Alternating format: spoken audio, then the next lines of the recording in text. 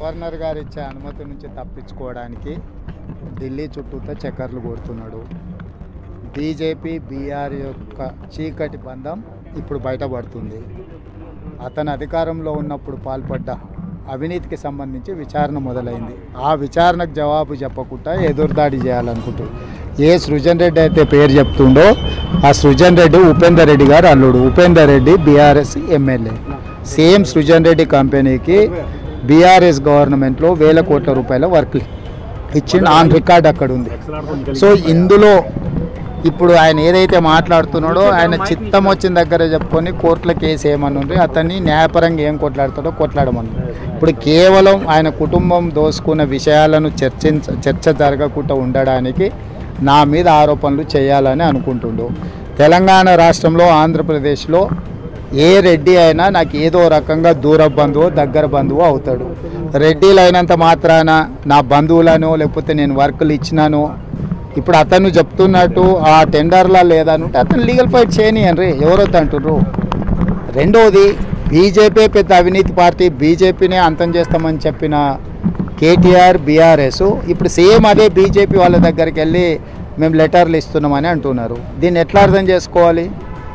మహారాష్ట్రలో ఇప్పుడు ఎవరిని గెలిపించాలనో ఎవరిని ఓడించాలనో చెప్పట్లేదు. గెలిపించేది చెప్పకపోయినా ఓడించేటోళ్ళ గురించి మాట్లాడాలి కదా.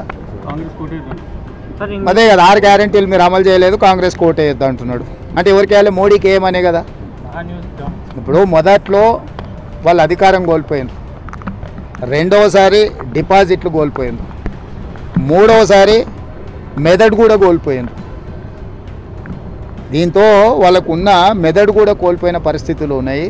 వాళ్ళని చూసి జాలిపడడం తప్ప వాళ్ళ గురించి ఇంకా మనం చర్చించుకోవడం వల్ల పెద్ద ప్రయోజనం లేదు.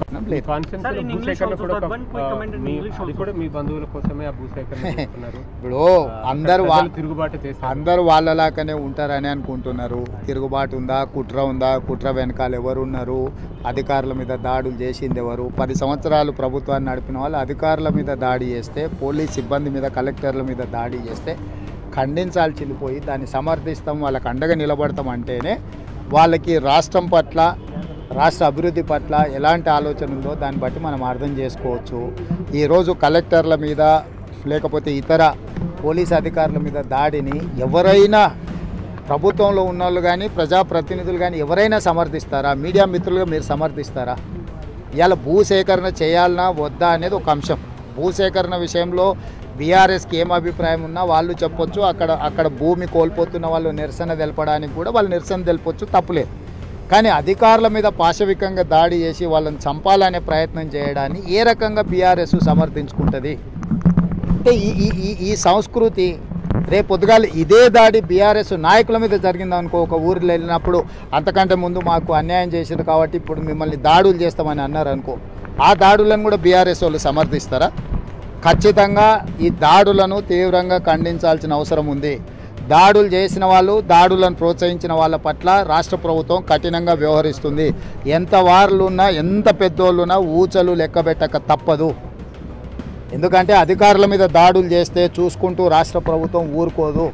ఈరోజు రెవెన్యూ శాఖ కావచ్చు, పోలీస్ శాఖ అధికారుల మీద దాడులు చేస్తే మేము వాళ్ళకు అండగా నిలబడతాం దాడులు చేసే వాళ్లకు అని చెప్పి ఈరోజు బీఆర్ఎస్ పార్టీ కేటీఆర్ మాట్లాడుతున్నాడంటే వాళ్ళు ఏమనుకుంటున్నారు?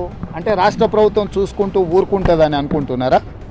రాష్ట్ర ప్రభుత్వం ఈ రకంగా దాడులను ఒకవేళ వదిలేస్తే ఈరోజు వాళ్ళని చేసి ఉండొచ్చు, రేపు వీళ్ళ మీదనే దాడులు జరిగితే ఆ రోజు చర్యలు తీసుకోమని అడగరా?